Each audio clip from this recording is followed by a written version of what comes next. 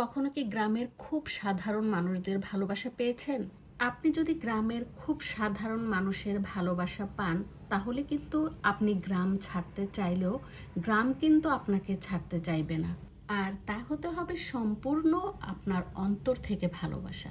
লোক দেখানো ভালোবাসা আপনি যে কাউকে লোক দেখিয়ে ভালোবাসতে পারেন, কিন্তু অন্তর থেকে যে ভালোবাসাটা, সে ভালোবাসাটা যদি পেয়ে থাকেন তাহলে আপনি হতে পারেন একজন ভাগ্যবান অথবা ভাগ্যবতী। আসসালামু আলাইকুম, আশা করি সবাই ভালো আছেন। আলহামদুলিল্লাহ, আমিও আপনাদের দোয়ায় ভালো আছি। গ্রামের কিছু কিছু মানুষ আছে, যখন আপনি যে কোনো পরিস্থিতিতেই থাকেন না কেন, অন্যের কাছে আপনার জন্য খোঁজ খবর নেবে, আপনি কেমন আছেন, কোন পরিস্থিতিতে কখন কিভাবে আছেন সব কিছুই জানতে চাইবে।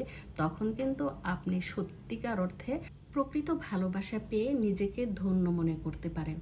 এমন কিছু মানুষের জন্য যখন অন্তর থেকে কিছু করতে পারা যায়, তখন সত্যি এটা বলে প্রকাশ করা যাবে না। এটার মধ্যে যে কত শান্তি, এই শান্তি আসলে অন্য কোনো কিছুতে পাওয়া যায় না।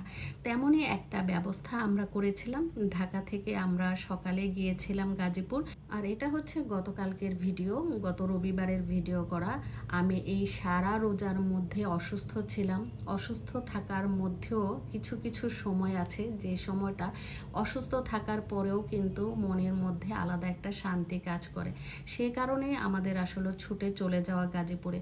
আমি বেশ কয়েকদিন যাবৎ অসুস্থ, নিয়মিত ভিডিও ছাড়তে পারছি না, ভিডিও করতে পারছি না।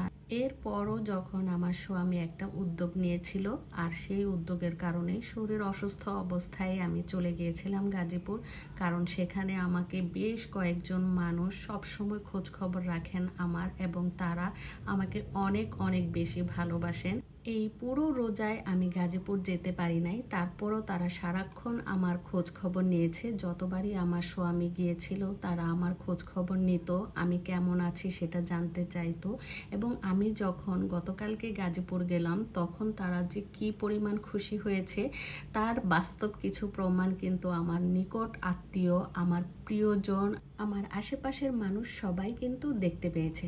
যাই হোক, একদিকে আমরা আমাদের সেই ভালোবাসার মানুষজনদের জন্য ইফতারের আয়োজন করছিলাম, সব কিছু একদিকে ব্যবস্থা করা হচ্ছে, আর অন্যদিকে আমি যেহেতু ঢাকায় চলে আসব, সে কারণে আমাদের বাগানের কিছু সবজি উঠাচ্ছিলাম। আর সবাইকে যখন ইফতার করানোর পর হাঁড়িতে কিছু ইফতারি বেঁচে গিয়েছে, সেগুলো কিন্তু আমি ঢাকায় নিয়ে আসব বক্সে বক্সে করে। যেহেতু আমাদের বাসায় আমার যে কাজ করেন খালা আছেন, আমাদের দারোয়ান চাচা আছেন, আর গাজীপুরেও কিন্তু আমাদের কিছু আত্মীয় স্বজনকেও আমরা দিয়ে আসছি।